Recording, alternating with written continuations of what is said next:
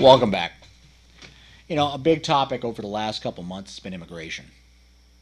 A lot of uproar over the law passed in Arizona, whether it's constitutional or not. Um, a lot of rhetoric being spewed. But there's a whole lot of myth to this that doesn't fit. And there's a lot of reasons why the current solutions don't work. Mainly because they're aimed at the wrong stuff. For example, one of the myths, and it is a myth, being passed out there by the Republican governor, Jan Brewer, a lot of the folks in Arizona especially, is that illegal immigration has increased the crime rate. It's absolutely false. According to the FBI, according to the law enforcement officials on the border, they have more enforcement on the border than they have in the last 5 years. It's steadily increased. The crime rate has actually dropped by 10% in those border states, particularly in those border cities.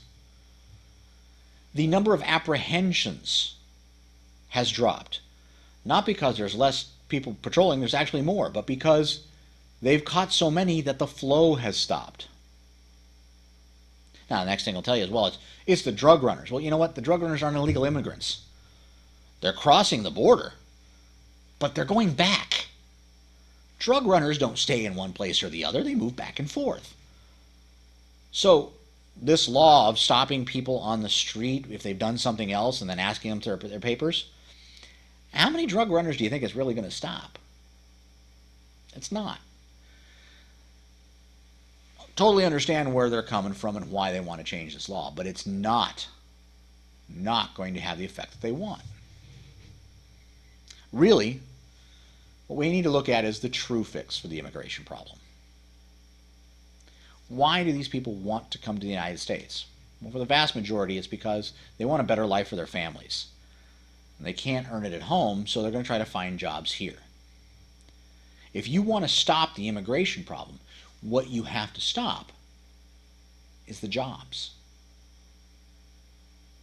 Now, what do I mean by that? Let's use a monetary example. Because, see, there's a lot of employers who will use illegal immigrants. Why? Because they can pay for them much more cheaply. They don't even have to pay them minimum wage. They certainly don't have to pay benefits. They don't have to pay taxes on them. It's completely under the table. Now, let's say the fine for being caught using an illegal immigrant is $50,000. But they have 50 illegal immigrants, and they're saving $20,000 a year. That means they're saving $1 million a year by using illegal immigrant workers. And you're talking about a $50,000 fine? $50,000, $1 million in savings. Where do you think they're going to go? Meanwhile, by paying them lower wages, there are people who aren't working who would gladly work for minimum wage but can't find that job. And they keep up the demand for illegal immigrant workers who want to come over and earn whatever they can because it's more than they do at home. Now, if you want to stop illegal immigration, you have to stop the jobs. And the only way you're going to do that is it has to be painful.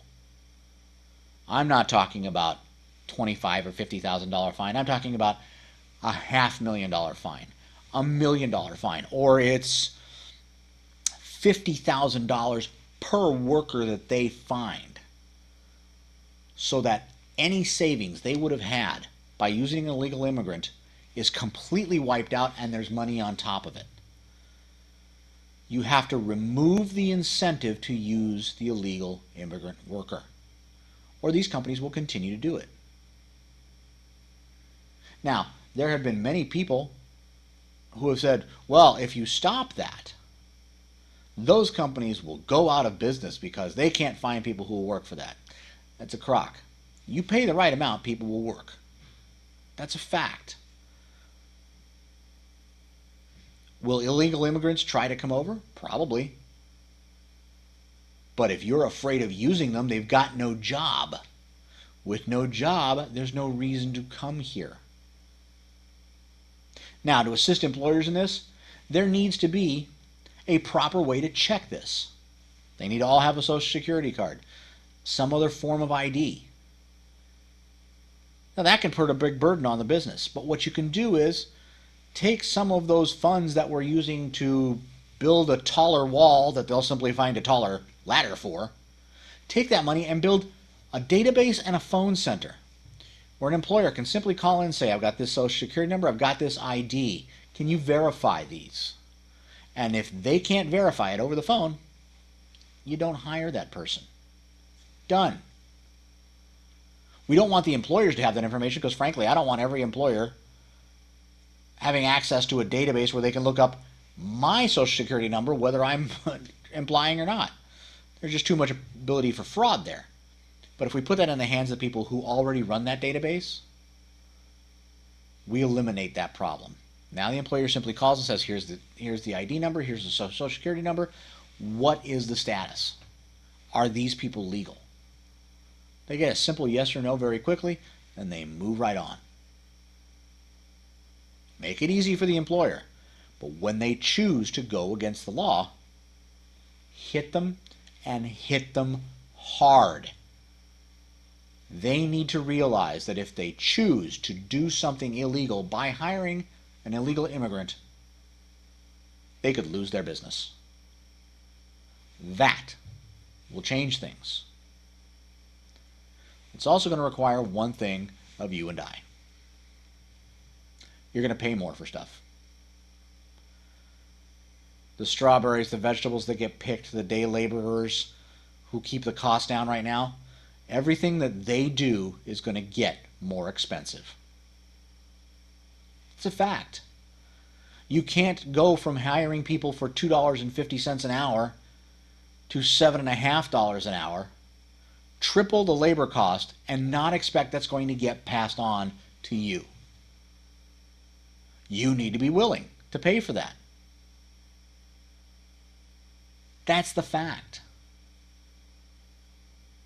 But you're going to be supporting American workers and people who are legally here in earning a living, not being exploited because they simply want to help out their family.